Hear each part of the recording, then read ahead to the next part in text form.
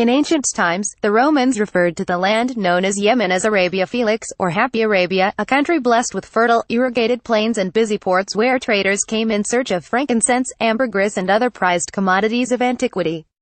Now, of course, Yemen is far from happy. It has been ravaged by a yearslong civil war and a Saudiled intervention in 2015 that has killed thousands of civilians during relentless airstrikes. The collapse of the impoverished country's infrastructure has spawned a host of crises, ranging from the absence of clean water in a number of cities to financial ruin for the many Yemenis who have lost their livelihoods amid the war. An ongoing Saudi blockade of Yemeni ports risks worsening the food insecurity faced by about 17 million Yemenis, close to two-thirds of the nation's population. Last week, the relief group Save the Children warned that hunger and disease could kill an estimated 50,000 Yemeni children under the age of 5 before year's end. That's an average of 130 children dying a day, one every 10 minutes. Humanitarian organizations warn of the risks created by both their funding shortfalls and the continued toll of the conflict. "We're on the brink of famine," said David Beasley, the head of the UN's World Food Program, in an interview aired by 60 Minutes over the weekend. "If we don't receive the monies that we need in the next few months, I would say 125,000 little girls and boys will die." Beasley went on, "We've been able to avert famine, but we know 3 things that are happening. We know that people are dying. We know that people are wasting. And we know that children are stunting. We have a stunting rate in Yemen now at almost 50%. That means they're smaller, the brains are smaller, the body's smaller because they're not getting the food or the nutrition they need."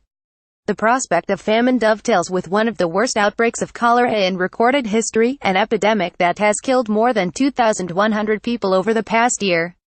Aid agencies have worked fiercely to contain the disease, but they warn that a new outbreak is probable because of the chronic fuel shortages that have rendered sewage treatment plants and water pumping facilities inoperable. "We should have peace," a spokesman from the World Health Organization told CBS. "This is what we need to stop this epidemic." But peace in Yemen is not at hand. The country's civil war attracted global attention after rebels known as the Houthis captured the capital, Sana'a, in September 2014. The Houthis, a faction linked to the Zaydi sect of Shiite Islam, received limited support from Iran, the arch-nemesis of Saudi Arabia. By the spring of 2015, the Saudis and a coalition of Gulf Arab nations moved in to restore Yemen's pro-Riyadh government. Despite a withering air campaign that has leveled the nation's cities, they have been unable to break the Houthi rebellion, which still controls Sana'a and a sizable chunk of the north of the country. After an attempted Houthi missile strike on Riyadh was thwarted by Saudi forces this month, the kingdom escalated its rhetoric, accusing Iran of direct aggression. Many analysts say that the Iranian connection to the Houthis is often overstated. The Saudis then imposed a tighter blockade on Yemeni ports, supposedly to deprive the Houthis of weapons and goods supplied by Tehran.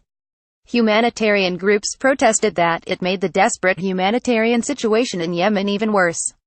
Before the civil war broke out, Yemen imported nearly 90% of its food, mostly by sea. 7 million Yemeni people rely entirely on imported food, explained by Washington Post colleague Amanda Erickson.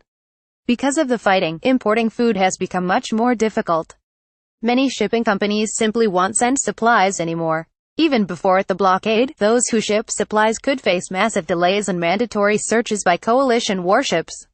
"I don't think there's any question the Saudiled coalition, along with the Houthis and all of those involved, are using food as a weapon of war," Beasley said. "And it's disgraceful." The Saudis said last week they were easing the blockade and have repeatedly pointed to the humanitarian relief work they themselves are carrying out in Yemen. But international officials still complain of the difficulty of access to the country. Ongoing obstruction by the Saudiled coalition to the delivery of critical supplies is a measure which may amount to collective punishment of millions of Yemeni people, read a statement signed last week by a host of international organizations, including the United Nations, the International Rescue Committee and Save the Children. It exacerbates the world's worst humanitarian crisis where almost 3 years of war have left over 20 million people in need of assistance, 7 million of them on the brink of famine. Absent in the 60-minute segment was any serious discussion of the American role in Yemen's war. Both the Trump and Obama administrations backed the Saudi operation, committing ships to the region, sharing intelligence with Riyadh and resupplying the Saudi coalition with munitions. In his tweets this year, President Donald Trump has seemingly given the energetic Saudi Crown Prince, Mohammed bin Salman, carte blanche in his mission to confront Iranian influence in the Middle East, no matter the many warnings of Washington's foreign policy establishment that the young Saudi royal is in over his head. But in both the United States and Britain, which also has a deep security relationship with Riyadh, there is growing recognition of complicity in Yemen's misery.